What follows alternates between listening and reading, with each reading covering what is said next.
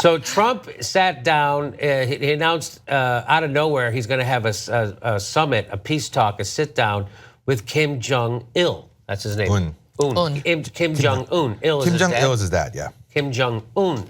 They're going to talk about peace and getting rid of his nuclear program. Now, here's the thing that people forget, and I'll remind you, is that North Korea has been looking to stop their nuclear program. They've been willing to stop their nuclear program for quite a while. They've actually offered in the Barack Obama administration, we will get rid of our nuclear program if you do me a favor and stop doing war games on our peninsula. Stop flying B-1 bombers over our country and scaring the hell out of us, because we never know if you guys are really invading or not. And Barack Obama said, go pound sand. We're not going to stop doing that. So he's like, okay, well, we're going to keep going on trying to get a nuclear missile, because we saw what you did to Saddam Hussein, and then we saw what you did to Gaddafi when they both disarmed. We saw what you guys did. So that's what's happening. And so now Trump was very bellicose to begin with, and but now he's going to sit down and as a peace negotiator, which is exactly how it's supposed to work, by the way. And so here's what Rachel Maddow had to say about that. We'll say that last point that Andrew was making in terms of what the North Koreans still have to prove with various tests and everything. I mean, it has been the dream of North Korean leaders for decades now that they would advance their missile programs and their nuclear programs so much so that the United States would be forced to acknowledge them as an equal and to meet with the North Korean leader one-on-one with the US president. They got there with this president, and I'm not sure, I don't know whether or not the administration intended it to be that kind of a gift. It's just a remarkable time to be covering this stuff. It's a remarkable time to be misreporting stuff like I am. Isn't it great? That's what she should have said, because that's what she's doing. She's literally attacking Trump from the right, saying, oh my God, he doesn't want to go to war with North Korea. I bet you it's because Putin said so. This is just, this is warmongering. These are lefties warmongering. The guy's having a peace negotiation, and you're like, this is a gift. You know what you sound like? Rachel Maddow sounds like John Bolton. Remember when John Bolton was in the White House in the administration with George Bush and Dick Cheney, and they would never, their whole thing is we're never going to talk to our enemies unless they first meet our preconditions. No, the reason why you have talks is so you can talk about the conditions. And so their whole thing is we're never going to talk to our enemies, which creates more war. And so Donald Trump now is actually like, hey, we got to talk to your enemies. And so here's Rachel Maddow acting like John Bolton. That's how despicable the MSNBC slide has become. They're now advocating for more muscular response with North Korea. So keep in mind what they did, and this is the point I'll keep making. You can't say that Trump is a maniac, crazy man and shouldn't be allowed with his finger on the nuclear button. And then when he sits down to actually have peace talks, say this guy shouldn't be having peace talks. What is he doing? He's not being a maniac yet.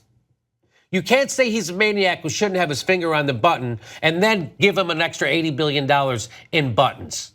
You can't do that. You can't also say he's a maniac who's working as a spy. He's a Manchurian candidate working for Putin, and then give him expanded spying powers on his own enemies here in the United States. So what Rachel Maddow just did is one of two things. One, she's legitimately out of her mind. Two, she's doing the bidding of the deep state because she's paid to do it by Comcast. She's doing the bidding of the establishment. If she's not out of her mind, what she's doing is criminal. Telling a madman like Donald Trump that he needs to ratchet it up with North Korea and making it sound like he's some kind of been duped that he's going to have a peace negotiation. What do you think about that, Steve? Well, I have a different take, and maybe I have a much gentler take than that. I think what she's really doing is just pure partisanship, nonsense, cable news garbage. Because when Barack Obama was willing to meet with Kim Jong Un and the leaders of Iran, all of that, the left, MSNBC, applauded him and said that was great. And Sean Hannity and Fox News like, see, it just shows you how weak he is. He's terrible. And now it's totally flipped, where now MSNBC is saying, I can't believe Trump is going to meet with North Korea. Shows how terrible he is and stupid, is a blunder. And Sean Hannity is saying, no, it just shows you he's a great leader, right? So both sides have completely flipped based on which teammate it is that's doing the negotiations with the bad guys. So that's how I see it. I mean, there might be more to it as you allege, but I'm just looking at it as plain as day. To me, is just partisan gamesmanship. That's all.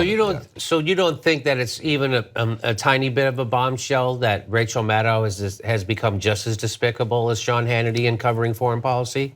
Yes, I think that is despicable. That part I agree with you. Yeah.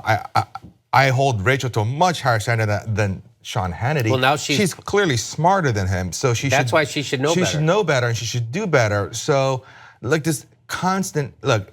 No one here is a fan of Trump, but constantly bashing Trump no matter what he does is exactly what the right wing did to Obama no matter what he does, right? They would just bash him no matter what. So I don't like that game at all. I like to look at issue by issue. So on the issue of North Koreans, would I prefer that Trump negotiate with them and talk to them versus making these ridiculous threats on Twitter? Of course I prefer the more conciliatory negotiating talk. You never know what happens when you have a conversation. He might unwittingly do something great. I'd rather give him that chance to do that rather than say, you know what, I'm gonna oppose you every step of the way because you're on the opposite side of the political spectrum. Are you sick and tired of corporate Democrats as much as we are? Do you think we can have what the rest of the world has? Then come watch the Aggressive Progressives with us on the Young Turks Network.